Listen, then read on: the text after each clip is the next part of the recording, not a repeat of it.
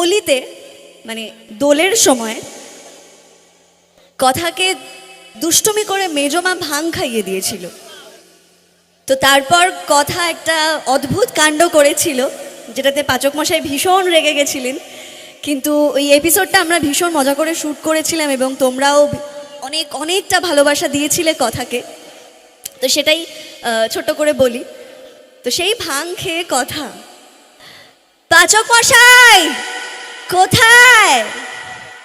ওই তো, না না না না, ওই তো না, ওই তো একটা দুটো তিনটে এতগুলো পাচক মশাইকে দেখতে পাচ্ছি। পাচক মশাই আপনি যেখানেই আছেন, যেখানেই আছেন আমার সামনে আসুন। আপনাকে একটা কথা বলতে চাই, সবার সামনে একটা বড় ঘোষণা করতে চাই। আমি জানি আপনিও আমার উপর ভীষণ রেগে যাচ্ছেন, কিন্তু তবু এই কথাটা আমি বলবোই, আর সবার সামনে বলবো। পাচক মশাই রাগ করবেন না, আরে বাবা আমার কথাটা তো শুনে নিন।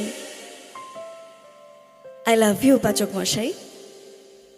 এই কথাকলি গুহ আপনার প্রেমে পড়ে গেছে, এই কথাকলি গুহ আপনাকে ভালোবেসে ফেলেছে পাচক মশাই। আপনি কথাকলিকে ভালোবাসেন না? বলুন না পাচক মশাই, আপনি ভালোবাসেন না কথাকলিকে?